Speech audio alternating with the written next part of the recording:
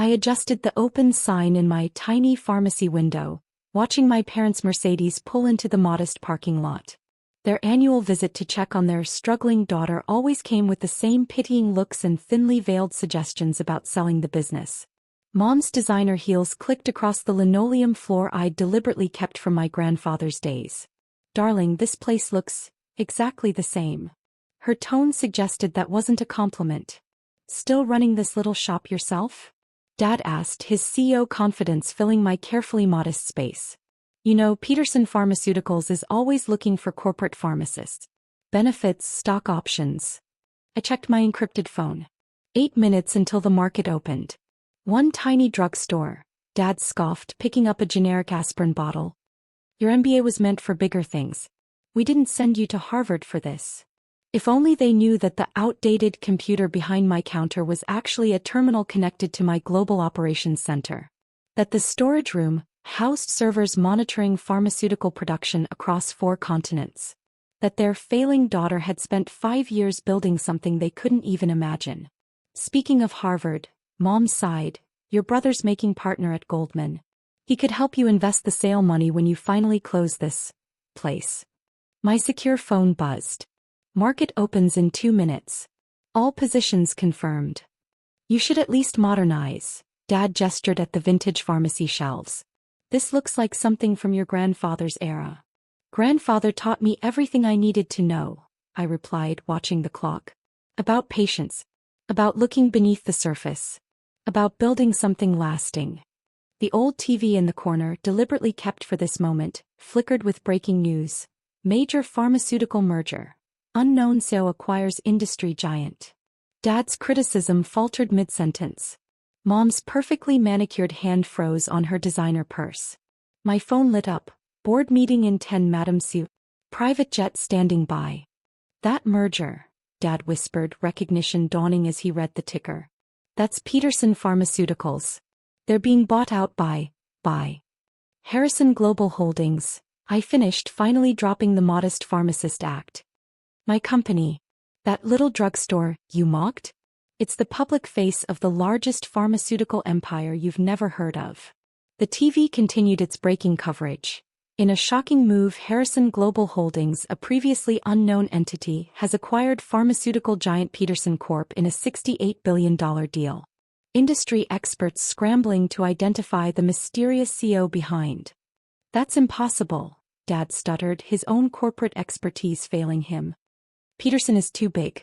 Their market cap alone." My outdated computer pinged.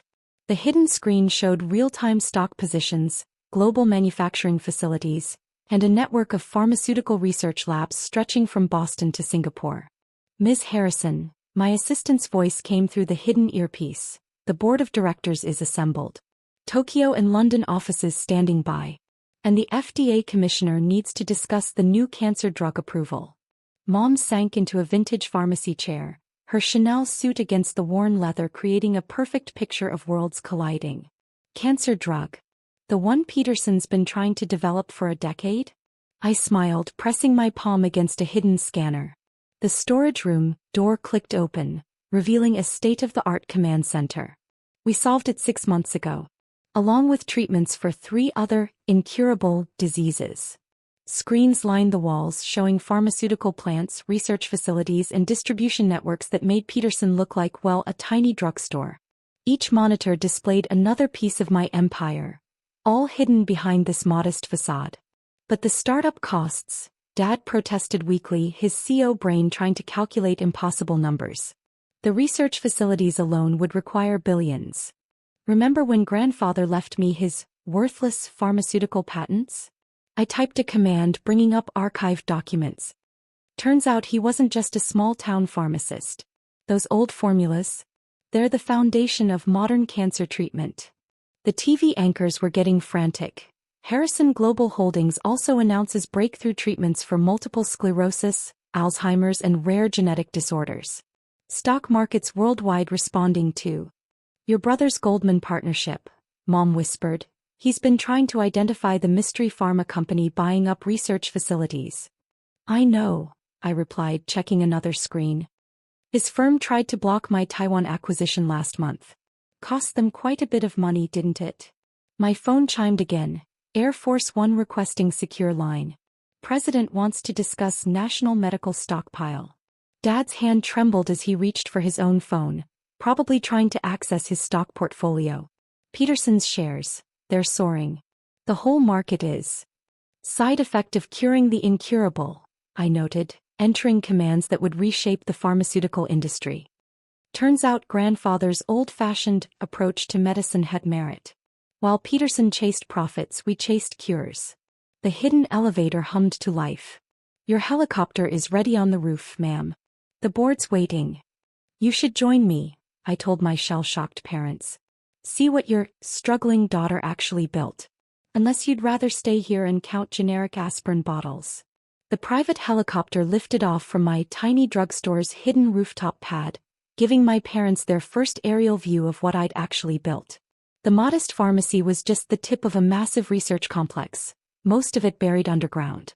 State-of-the-art laboratories stretched for acres beneath the surface, hidden from prying eyes by what everyone thought was an empty lot.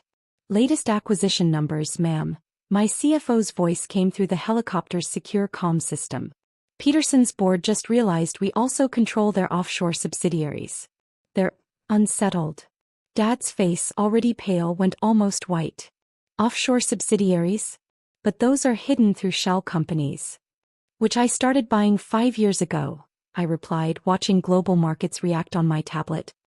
While you were mocking my little pharmacy, I was building a pharmaceutical empire piece by piece. Amazing what people don't notice when they're too busy looking down on you.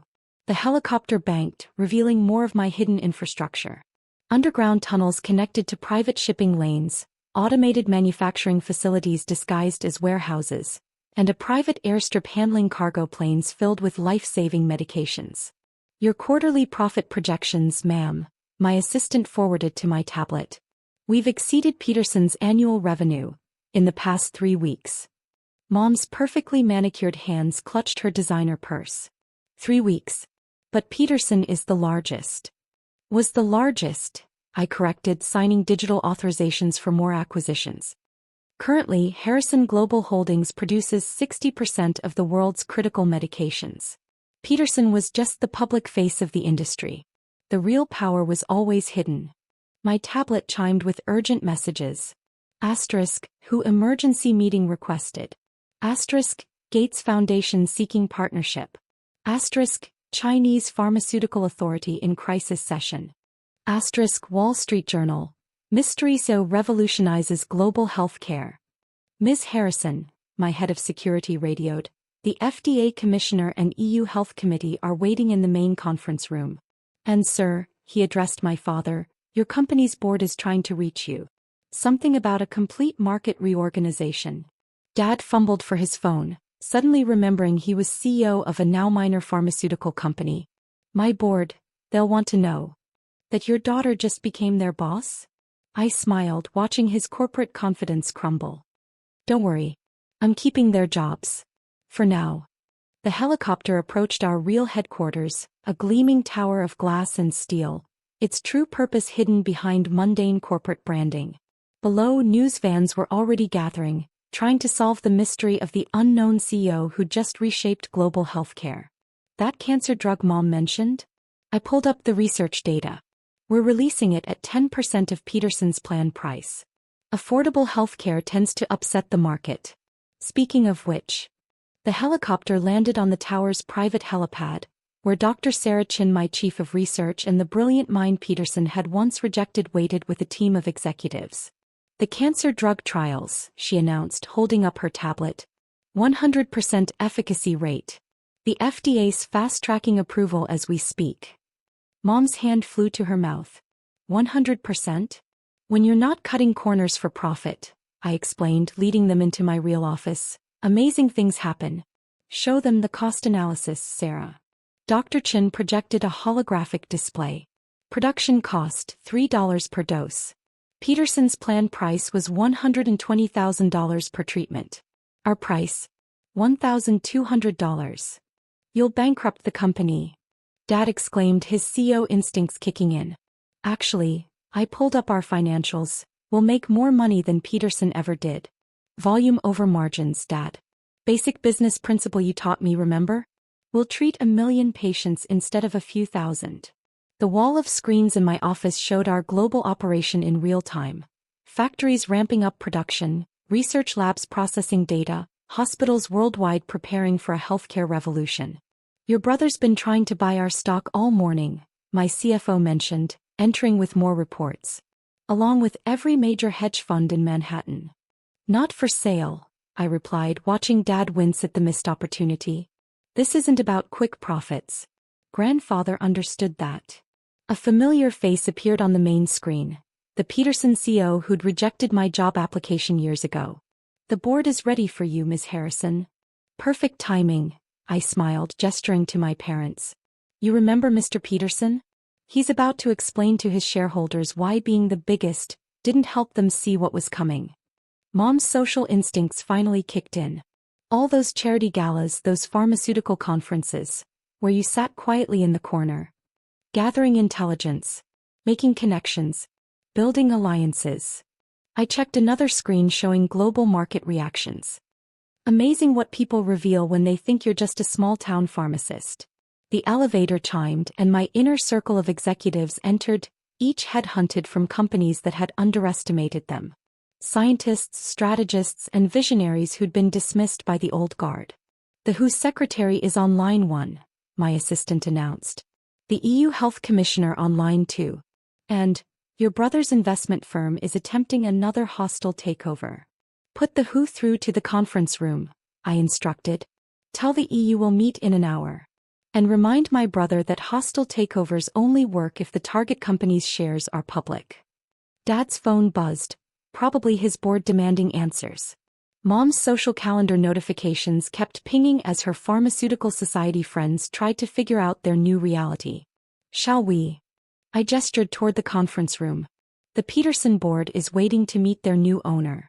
Unless you'd rather go back to counting pills in my little pharmacy?